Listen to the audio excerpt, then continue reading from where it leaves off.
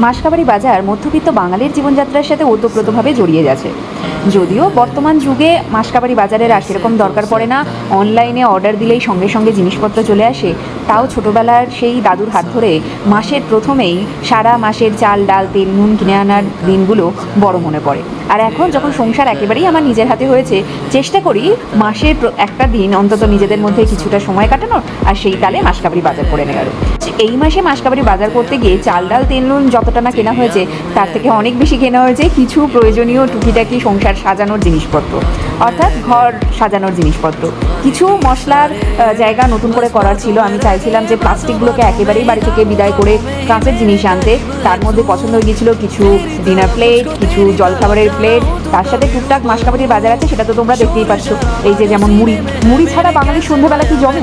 আমার তো প্রতিদিন সন্ধ্যেবেলা একটু মুড়ি, বাঙালি চানাচুর, তার সাথে একটু চপ তেলে ভাজা হলে একদম জমে যায়। এই ক্লিপগুলো খুব ভালো পেয়েছিলাম। তার সাথে সল্ট আর পেপারের খুব সুন্দর দুটো দুটো ছোটো কৌটো নিয়েছি। আর হচ্ছে এই যে টেরাকোটা স্টাইলের বাটিগুলো, যেটা আমার মনে হয়েছে মাটির লাগলেও এটা কিন্তু মাটির নয়, দেখতে বেশ ভালো লাগবে। আর খুব ভালো লেগেছে লুলু সুপার মার্ট থেকে নেওয়া এই কাঁচের দুটো বয়াম। আমরা বাংলাতে এটাকে বয়ামই বলতাম। ছোটোবেলায় এই জিনিসগুলোর মধ্যে, এই জাতীয় বয়ামের মধ্যেই থাকতো আচারের প্রলোভন।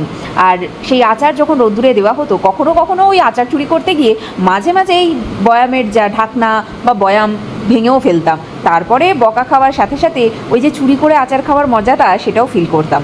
যেহেতু এখনকার সুপার মার্টে দেশি জিনিসের সাথে সাথে বিদেশি জিনিসও খুবই সহজলভ্য, তাই দেশি আমের সাথে সাথে নিয়েছিলাম বিদেশি ব্লুবেরিও। আর এখানে এই আমটা হচ্ছে ম্যাঙ্গো প্রিয়র বলে দিয়েছিল, যেটা কোথাকার আম আমি ঠিক বলতে পারবো না। আর তার সাথে সাথে ইমাম পাসান্দ, আমি যতদূর জানি ইমাম পাসান্দ মালদাতেই পাওয়া যায়, সেটাও নিয়েছিলাম। আর আমগুলোর ভালো করে গন্ধ শুকে মনে হয়েছিল যে মিষ্টি গন্ধ পাওয়া যাচ্ছে, মিষ্টি হবে বলে নিয়েছি, যদিও আমি ওইভাবে আম কিনতে জানি না। আচ্ছা, বাইরে থেকে আম দেখে মিষ্টিকে করে বুঝবো, তোমাদের যদি কারোর জানা থাকে তার উপায়, তাহলে অবশ্যই জানিও।